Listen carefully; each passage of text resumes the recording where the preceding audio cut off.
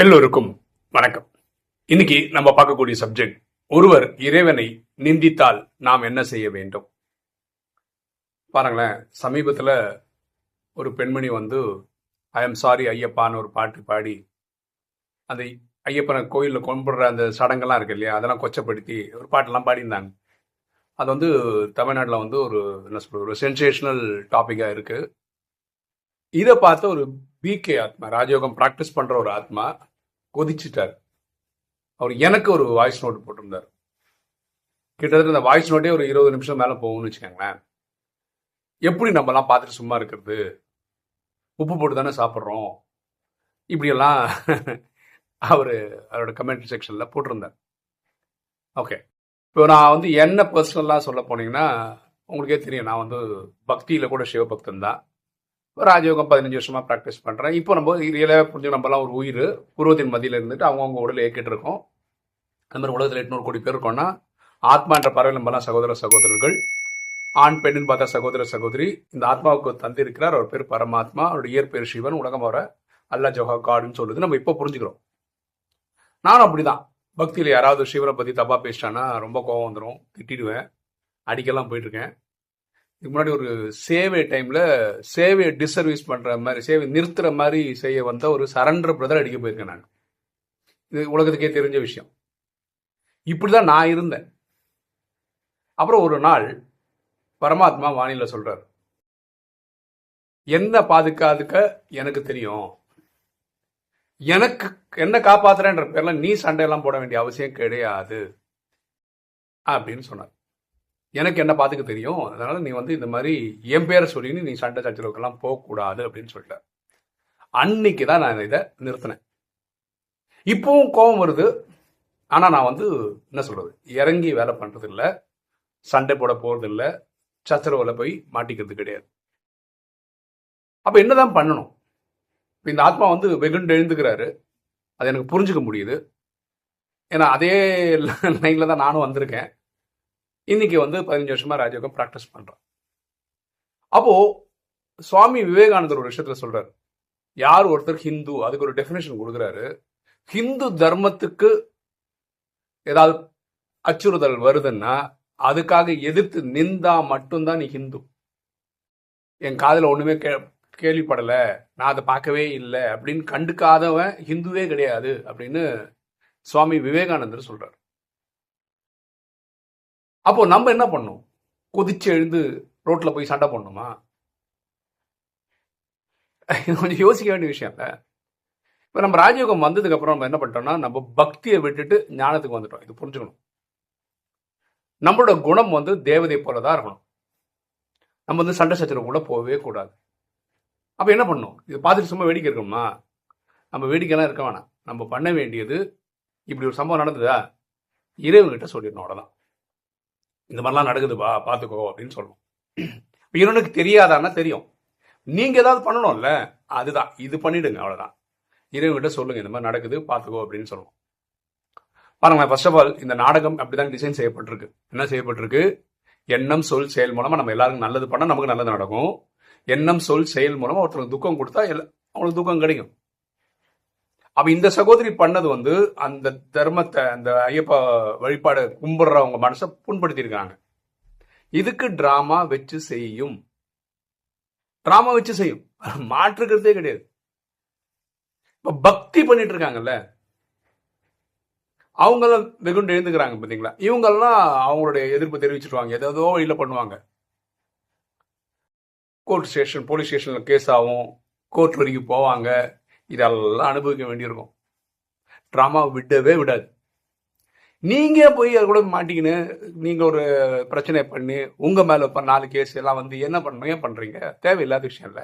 நம்ம இப்ப வந்திருக்கிறது புருஷார்த்தம் பண்ணி நம்ம பாஸ் ஆகி போறதுக்காக தான். அப்புறம் நம்ம சும்மா வேடிக்கை பார்க்கறோமா? இல்ல, இறைவன்கிட்ட சொல்லிட்டோம்ல, முடிஞ்சு போச்சு. பாருங்களேன், நம்ம திரும்ப திரும்ப திரும்ப சொல்றோம். நம்ம 3 விஷயம் பண்ணலாம். ஒன்று, யாருக்காவது துக்கம்னா நம்ம அவங்களுக்காக பிரார்த்தனை பண்ணலாம். 2வது, நம்ம தெரிஞ்ச நாலேஜை கொடுக்கலாம். 3வது, நம்மகிட்ட ஒரு 100 ரூபா இருக்கா, 20 ரூபா டொனேஷன் கொடுக்கலாம். இந்த மாதிரி சம்பவங்கள் நடக்கும்போது என்ன பண்ணலாம்? இறைவன்கிட்ட சொல்லிட்டு நீங்க அதை பாத்துக்கப்பா அப்படின்னு சொல்லிட்டு வெளியே வந்துடுறது பெட்டர். அவ்வளவுதான். இது சொல்லிட்டாவே முடிஞ்சு போச்சு. பொதுவாக என்ன சொல்றாங்க, நம்ம ரோட்ல போகும்போது 2 பேரும் அடிச்சுக்கிறாங்க, அடி வெட்டு குத்தெல்லாம் நடக்குதுன்னு வச்சுக்கோங்க, நீங்க என்ன பண்ணணும்? நீங்க போய் தடுத்து நிறுத்தி இல்ல அந்த மாதிரி முடிஞ்சது பண்ணலாம். ஆனா ஒரு லெவலுக்கு மேல பண்றதோட நீங்க நியரஸ்ட் போலீஸ் ஸ்டேஷன் கம்ப்ளைண்ட் பண்ணி இங்க கலாட்டம் நடக்குது பாருங்கன்னு சொன்னா அவங்க வந்து பாத்துக்க போறாங்க. லீகல் ஃபோர்ஸ் எடுத்துக்க போது அது ஆட்டோமேட்டிக்கா அந்த மாதிரியா போயிட போகுது. இங்க போலீஸ் ஸ்டேஷன்ல நம்ம கம்ப்ளைண்ட் கொடுத்துறோம்ல, இந்த மாதிரி நடந்தது நான் பார்த்தேன், இப்படி பாத்துக்கங்கன்னு சொல்லிட்டு நம்ம வெளியே வரோம் பாத்தீங்களா, இது போதுமானது மாதிரி இங்க நீங்க அதை கூட நீங்க பண்ண தேவையில்ல, நீங்க போலீஸ் ஸ்டேஷன் கூட போக தேவையில்ல.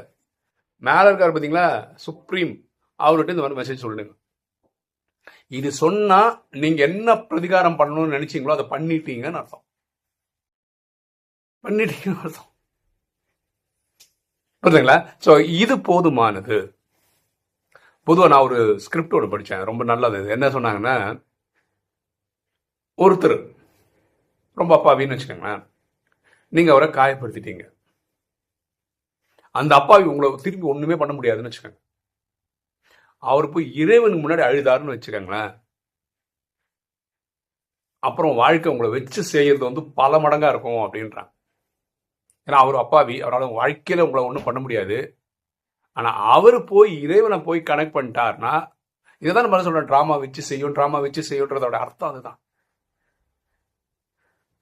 இதுக்கு முன்னாடி நடந்த சம்பவம் சொல்றேன். இதுக்கு முன்னாடி கேரளால இறை நம்பிக்கை இல்லாதவங்க சில பேர் சபரிமலைக்கு நான் போவேன்னு சொல்ல பெண்கள் போய் ஒரு பெரிய சீன் ஆக்கி பெரிய டிராமா நடந்தது.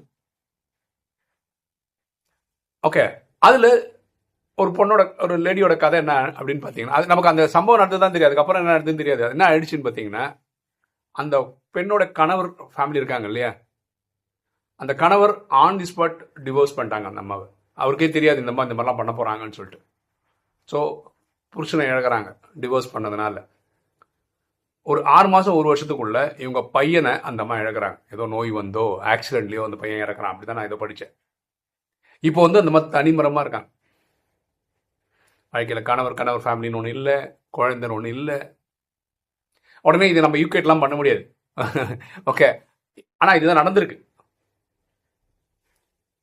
எப்பவுமே ஒருத்தரை காயப்படுத்திட்டு நம்ம நல்லா இருப்போன்றது கிடையவே கிடையாதுங்க.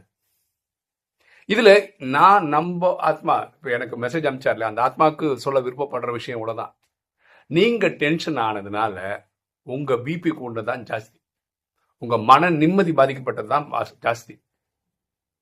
நம்ம இருக்கிறது கலிகாலத்துல, அது இப்படிதான் இருக்கும், இப்படிதான் இருக்கும். நம்ம அது இறைவன்கிட்ட சொன்னதுக்கு அப்புறம் நம்ம மனசு வந்து இப்படி சாந்தமாகணும். ஏன் சாந்தமாகணும்னா இறைவன் சொல்ல அவர் பாப்பாரும் நம்பிக்கை இருக்குல்ல. அதுக்கப்புறம் நீங்க டென்ஷன் ஆகுறீங்க. இப்போ நீங்க ரோட்ல ஏதோ ஒரு சண்டை நடக்குது, போலீஸ் ஸ்டேஷன் கம்ப்ளைண்ட் கொடுத்தாங்கன்னு இனிமே அவங்க பார்த்துப்பாங்கன்ற நம்பிக்கை தான் நாங்கள் கொடுக்குறீங்க. அதே மாதிரி இந்த சுப்ரீம் பரமாத்மான்னு சொல்லிட்டோம் பாருங்க, உலகத்தில் இருக்கவனுக்கு இறைவன் யாருன்னே தெரியாது. ராஜயோகிக்கு இறைவனை நேரடியா தெரியும். அப்ப நேரடியா ரிப்போர்ட் கொடுத்ததுக்கு அப்புறம் நீங்க ஃபீல் பண்றீங்க. நம்ம வேலை அது கிடையாது. போய் அவன் மேல ஆக்ஷன் எடுக்கிறது, அவங்களுக்கு சண்டை போடுறது, லீகல் கேஸ் போடுறது, கோர்ட்டு போலீஸ் ஸ்டேஷன் நடக்கிறது கிடையாது. நம்ம திரும்ப சொல்லுவோம், ராஜயோகி வந்து போலீஸ் ஸ்டேஷனுக்கோ கோர்ட்டுக்கோ போகக்கூடாது, தேவையில்லாத விஷயம், டைம் வேஸ்ட், எனர்ஜி வேஸ்ட், எல்லாம் வேஸ்ட். நம்ம தான் சுப்ரீம் கிட்டே தெரிஞ்சு வச்சிருக்கோம் கனெக்ஷன், அங்க சொல்லிட்டு அடுத்த வேலையை பார்த்துட்டு போகணும். யார் ஒருத்தர் இறைவனே நிந்திக்கிற மாதிரி சில விஷயங்கள் செய்யறானோ, டிராமா வச்சு செஞ்சிருக்குன்னு எத்தனையோ வாட்டி நம்ம பார்த்துருக்கோம். ஒரு வாட்டி கூட தர்மத்தை அதர்மம் ஜெயிச்சதே கிடையாது. ஒரு வாட்டி கூட கிடையாது. அதர்மம் ஜெயிக்கிற மாதிரி சீன்ஸ் வரும், அவ்வளவுதான். ஆனா அதர்மம் என்னைக்குமே ஜெயிச்சது கிடையாது. நீங்க ராமாயணம் பாருங்க, மகாபாரதம் பாருங்க, எந்த ஒரு சப்ஜெக்டும் பாருங்க, தர்மம் தான் ஜெயிச்சிடும். அதர்மம் ஜெயிச்ச மாதிரி சீன்ஸ் நிறைய காட்டும், ஆனா அதர்மம் ஜெயிச்சதே கிடையாது. அப்புறம் நீங்க கவலைப்படுறீங்க. பகவத்கீதை என்ன சொல்லுது? நேற்று நல்லது, இன்னைக்கும் நல்லது, நாளைக்கும் நல்லது. என்னைக்குமே தர்மம் தான் ப்ரிவேல் ஆகும், நல்லதுதான் ஜெயிக்கும். பட் தேவையில்லாம நம்ம டென்ஷன் ஆக வேண்டாம். இது என்ன பண்ணுறதுன்னா, இந்த ஆத்மா வந்து நமக்கு ஒரு மெசேஜ் அனுப்பிச்சு ஒரு 20 நிமிஷம் அந்த அவர் ஆடியோ கேட்க வச்சு நம்மளையும் டென்ஷன் பெட்டி. ஆனா இப்போ நான் டென்ஷன் ஆகுறது இல்லைன்னு வச்சுக்கோங்களேன். இப்போ காமா தான் இருக்கும், கூலாக தான் இருக்கும். இப்போ நம்மளும் இந்த நியூஸ் எல்லாம் பாக்குறோம். இவருக்கு மெசேஜ் எவ்வளவு சீக்கிரம் கிடையாது. அவர் வந்து வெளிநாட்டுல இருக்காரு, நம்ம அதே நாட்டில் தான். இந்த பாட்டு பாடுறவங்க இருக்கிற ஊர்ல தான் நம்மளும் இருக்கோம். அப்ப நமக்கு அதுல விழாமையா இதெல்லாம் விழுதுக்கு போகுது. ஒரு ராஜயோகி சட்டத்தை தன் கையில் எடுக்கக்கூடாது. பரமாத்மா ராஜயோகத்தில் திரும்ப திரும்ப சொல்றாரு, சட்டத்தை கையில் எடுக்கிறது உனக்கு எந்த ரைட்ஸும் கிடையாது. நீ ஏதாவது தப்பா பாத்தியா என்கிட்ட சொல்லு. இப்போ உங்க சென்டர்லயே ஒரு ஆத்மா வந்து ரொம்ப கோவப்படுறாருன்னு வச்சுக்கோங்களேன். நீங்க போய் அவர்கிட்ட நீங்க இவ்வளவு கோவப்படுறீங்க, கோவம்ன்றது ஒரு விகாரம், அது கரெக்ட் இல்லை அப்படின்னு சொல்றதை விட பெஸ்ட் மெத்தட் என்னன்னா, பரமாத்மா கனெக்ட் பண்ணி இப்படி ஒரு சென்டருக்கு ஒரு ஆத்மா வராரு, ரொம்ப கோவப்படுறாரு, அது அவ்வளோ கரெக்ட் இல்லை, நீங்கள் பார்த்துக்கங்கன்னு இறைவன்ட்ட சொல்லிட்டீங்கன்னு வச்சுக்கோங்களேன், உங்களுக்கு அவர்களோட கெமிஸ்ட்ரி எப்பவுமே நல்லாயிருக்கும். நீங்கள் கனெக்ட் பண்ணீங்க சொன்னீங்கன்றது வந்து உங்களுக்கும் இறைவனுக்கு மட்டும்தான் தெரியுமே தவிர அவருக்கு தெரியாது. ஆனால் நீங்கள் அவர்கிட்டயே சொல்லிட்டீங்கன்னு வச்சுக்கோங்களேன், சப்போஸ் அவர் வந்து விகாரத்தின் உச்சக்கட்டத்தில் இருக்காருன்னு வச்சுக்கோங்களேன், அவர் உங்க கூட சண்டை தான் போடுவார். ஆக்சுவலாக நீங்கள் ஒரு நல்லதுக்கு தான் சொல்லியிருக்கீங்க, அதெல்லாம் புரிஞ்சிக்கக்கூடிய அளவுக்கு அவருக்கு ஆத்மர சக்தி இல்லைன்னு வச்சுக்கோங்களேன், நீங்கள் தான் அவருக்கு விரோதி நம்பர் 1 இருப்பீங்க. நம்ம எதுக்கு சண்டை போடுறதுக்கா? நீங்க நல்லது நினைச்சு சொன்னீங்க. ஆக்சுவலா நம்ம வந்து எப்பவுமே ஒரு இடத்துல வந்து ஜட்ஜாலாம் இருக்க வேண்டியதில்லை. இவர் ஏன் இப்படி இருக்காரு, அவர் ஏன் இப்படி இருக்காரு பார்க்க வேண்டிய வேலை நம்மளுக்கு கிடையாது. நம்ம ஜட்ஜா இருக்கணும்னா அது நமக்கு இருக்கணும். நான் வந்து எண்ணம் சொல் செயல் மூலமா யாருக்கும் துக்கம் கொடுக்குறேனா அப்படின்னு நான் செக் பண்ணிக்கணும். நான் வந்து காமம் கோபம் அகங்காரம் பற்று பேராசை ஈடுபடுறேனா அப்படின்னு நான் என்ன செக் பண்ணிக்கணும். புரியுதுங்களா?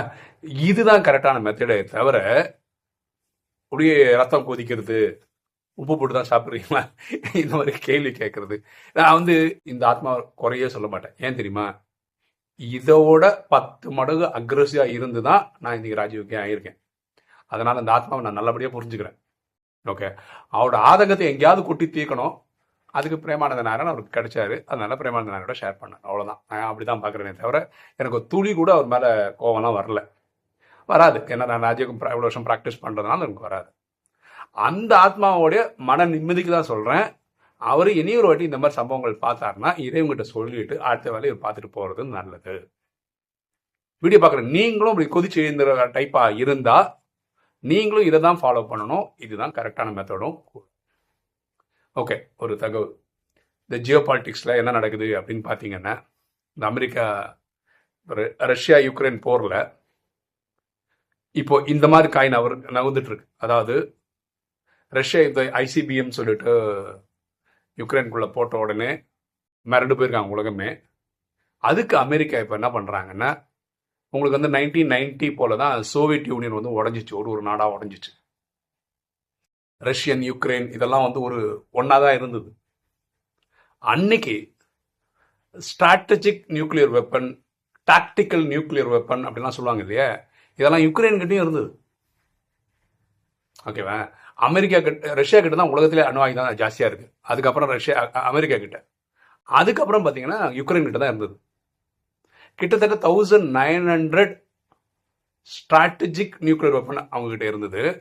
கிட்டத்தட்ட 2650 4200 அடுத்த டைப் அணு ஆயுதம் அவங்க கிட்ட இருந்தது. யார்கிட்ட? யுக்ரைன் கிட்ட இருந்தது. இப்படி பிரிஞ்சு போச்சு இல்லையா? அப்போ வந்து யுக்ரைன் வந்து ஏழை நாடு. இப்போ யுக்ரைன் என்ன சொல்றது, எனக்கு பணம் தேவை அப்படின்னு. அப்போ அமெரிக்கா, ரஷ்யா, யூகே இவங்கெல்லாம் சேர்ந்து என்ன சொன்னாங்கன்னா, நீ எல்லா அணு ஆயுதம் அழிச்சிரு, உனக்கு தேவையான காசு நாங்கள் தரோம்.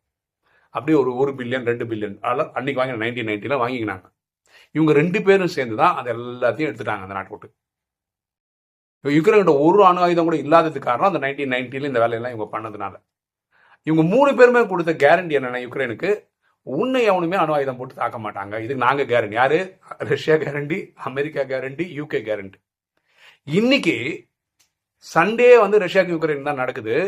ஏன்னா நேட்டோ எக்ஸ்பேண்ட் ஆகுதுன்ற பேர்ல யுக்ரைனும் அந்த நேட்டோக்குள்ள வந்துட்டாங்க. ஏற்கனவே நேட்டோல 38 நாடு இருக்காங்க, இவங்களும் உள்ள போயிட்டாங்கன்னா இவங்க இந்த நேட்டோன்றதே உருவாக்கப்பட்டதே ரஷ்யா அடிக்கிறது தான். அது ரஷ்யா புரிஞ்சுதான் வச்சிருக்காங்க. யுக்ரைனும் போய் சேர்ந்துட்டான்னு வச்சுக்கோங்களேன், அது வந்து அவங்களுக்கு பாதிப்பு. ஏன்னா இவங்க எல்லை நாடு, இவங்க எல்லைக்கும் ரஷ்யாவுக்கும் எல்லைக்குள்ளே வந்துட்ட மாதிரி ஆயிடும். அதனால இப்போ எங்க போய் நிக்குது ஜியோ பாலிட்டிக்ஸ்ன்னு பார்த்தீங்கன்னா, அமெரிக்கா சொல்றான் 1990 நாங்கள் வந்து உங்கள்கிட்ட அணு ஆயுதம் வாங்கும் போது ஒன்று நாங்கள் பாதுகாப்போம் நாங்கள் சொல்லியிருந்தோம், ஆனால் அந்த பாதுகாப்போன்னு சொன்ன ரஷ்யா தான் உங்களை அடிக்குது இப்போ. அதனால நீ எவ்வளோ வச்சிருந்த அணு ஆயுதமோ அந்த அணு ஆயுதத்தை நான் இப்போ கொடுத்துட்றேன், நீ உன்னை காப்பாற்றிக்கோ. அப்படின்னா என்ன சொல்ல வராங்க? அணு ஆயுதத்தை நீ ரஷ்யாவில் போட்டுக்கோ, நீ வாங்கிட்டு உன்னோட ஆயுதத்தை நீ போட்ட மாதிரி கணக்கு. அப்புறம் அணு ஆயுதம் போட்ட என்ன ஆகும்? ரஷ்யாவில் இருக்க சில அணு ஆயுதத்தோட சைஸை பொறுத்து அத்தனை ஊர் இருக்காது. ரஷ்யா என்ன பண்ணும்? யுக்ரைனை காலி பண்ணும். யுக்ரைன் எவன்லாம் சப்போர்ட் பண்ணணும்? அணு ஆயுதம் போட்டிங்கன்னா ரஷ்யா வந்து சூரசம்ஹாரம் மாதிரி தான் வச்சு செஞ்சுருவான். எல்லா நாட்டையும் வச்சு செஞ்சு யாரெல்லாம் பிரச்சனை பண்ணால் எல்லாரும் காலி பண்ணிட்டு போயிடுவான். யூகே ஒரு பாம்பில் அழிச்சிருவான், ஃப்ரான்ஸை காலி பண்ணிடுவான், அமெரிக்காவை காலி பண்ணுவான். இவன் சும்மா இருக்க மாட்டான், எல்லாரும் அவங்க இதில் பண்ணிடுவான். இப்போ நம்ம முன்னாடி என்ன நினச்சிட்டு இருந்தோம் அப்படின்னு நினச்சேன். நான் அப்படி தான் புரிஞ்சுட்டு இருந்தேன். இப்போ ஃப்ரான்ஸ்லாம் வந்து ரொம்ப சின்னது, ஓகேவா, மேப் படி ரொம்ப சின்ன நாடு. ஒரு பாம்பு போட்டு ஒரு அணுகுண்டு போட்டு ஃப்ரான்ஸே காலி பண்ணிட்டாங்கன்னு வச்சுக்கோங்களேன். அவ்வளோதான், ஃப்ரான்ஸால் ஒன்றும் பண்ணி எத்தனை தான் அணுகுண்டு அவங்ககிட்டயும் இருக்குது, ஃப்ரான்ஸ் கிட்டேயும் இருக்குது, யூகே கிட்டேயும் இருக்குது. ஃப்ரான்ஸை நீங்கள் காலி பண்ணிட்டா முடிஞ்சிச்சு அப்படின்னு நினைக்கலாம். இப்போ எல்லாருமே என்ன பண்ணுறாங்கன்னா சப்மரின் வச்சுருக்காங்க. இப்போ இந்தியாவில் இப்போ சமீபத்தில் ஒரு வாரத்துக்குள்ள K4 அப்படின்னு சொல்லிட்டு ஒரு பாலிஸ்டிக் மிசைல் டெஸ்ட் பண்ணியிருக்காங்க. அது வந்து கிட்டத்தட்ட 3500 கிலோமீட்டர் போய் அணுகுண்டை போய் போட்டு வந்துடும். அப்படின்னா நம்ம இங்கேருந்து சைனாவில் இருக்க ஏதாவது ஒரு இடத்த போய் காலி பண்ணிட முடியும். இது ஏன் பண்ணி வச்சிருக்காங்க அப்படின்னு பார்த்தீங்கன்னா, இந்தியா மாத்திரம்தான், இந்தியா மாதிரி ஒரு நாடுக்கு தான் உலகத்திலேயே தரை வழி, ஆகாயம் வழி, கடல் வழியில் அணுகுண்டு போட முடியும். இப்போ இந்தியாவில் இருக்கக்கூடிய தரையில் இருக்கக்கூடிய அங்கிருந்து ஏவக்கூடிய அணுகுண்டு இருக்கிற எல்லாத்தையும் காலி பண்ணிட்டாங்கன்னு வச்சுக்கலாம், பாம்பு போட்டு அழிச்சிட்டாங்கன்னு வச்சுக்கலாம், எல்லா ஃப்ளைட்டையும் அழிச்சிட்டாங்கன்னு வச்சுக்கலாம். இந்தியா எப்படி தானே காப்பாற்றிக்கணும்? சப்மரீன்லேருந்து அணுகுண்டு போய் அந்த நாடை அழிச்சிடும். இப்போ நான் என்ன சொல்றது, பிரான்ஸை இவங்க அழிச்சிட்டாங்கன்னு வச்சுக்கலாம், பிரான்ஸோட கப்பல் இருக்குல்ல, சப்மரீன் கப்பல், அதுலேருந்து அணுகுண்டு போய் அந்த நாடை அழிக்கிற மாதிரி வச்சுட்டு போவோம். அது தான் செத்தாலும் அடுத்தவங்க அதையும் முடிச்சு தான் போவாங்க. அந்த மாதிரி தான் எல்லா நாடும் செட்டப் பண்ணி வச்சுட்டு போயிருக்கு. அப்படின்னா என்ன, உலகப்போர் 3 ரொம்ப பக்கத்தில் இருக்கு. ஓகேவா? இன்னைக்கும் ராஜயோகியா இருந்து தூங்கினே இருந்தீங்கன்னா இவங்கள தான் கும்பகர்ணன்னு ராமாயணத்தில் வரக்கூடிய கதாபாத்திரம் இங்கே ராஜயோகிகளில் இன்னைக்கும் தூங்கிட்டு இருக்கவங்கள தான் சொல்லுது. பொதுமக்களும் சரி, வெளியில் இருக்க மக்களுக்கும் இன்னைக்கும் பார்த்தீங்கன்னா, நான் அண்ணாநகரில் ஒரு ஃப்ளாட் வாங்கணும், ஒரு பென்ஸ் கார் வாங்கணும், இப்படியே யோசனையில் இருக்காங்க. ஆக்சுவலாக எதையுமே எடுத்துகிட்டு போக போகிறது இல்லை யாரும். ஸோ தயவு செய்து ராஜயோகிகள் கொஞ்சம் சீரியஸாக ராஜயோகம் ப்ராக்டிஸ் பண்ணால் நல்லாயிருக்கும். அதனால தான் அந்த ஜியோ பாலிட்டிக்ஸ் வந்து சொல்கிறேன். நிறைய பேர் ராஜயோகம் ப்ராக்டிஸ் பண்ணுறாங்க, நியூஸ் பேப்பரே படிக்கிறது கிடையாது. ஏன்னா பாப்பா தேவையில்லைன்னு சொல்கிறாரு. ஆனால் நாட்டு நடப்பும் நமக்கு தெரியணும்ல, அட்லீஸ்ட் ஹெட்லைன்ஸாக தெரியணும்ல, அதுக்காக இதெல்லாம் சொல்லணும். ஓகே, இன்னைக்கு வீடியோ உங்களுக்கு பிடிச்சிருக்கோம் நினைக்கிறேன். லைக் பண்ணுங்கள், சப்ஸ்கிரைப் பண்ணுங்கள், ஃப்ரெண்ட்ஸ் சொல்லுங்கள், ஷேர் பண்ணுங்கள், கமெண்ட்ஸ் போடுங்க. தேங்க்யூ.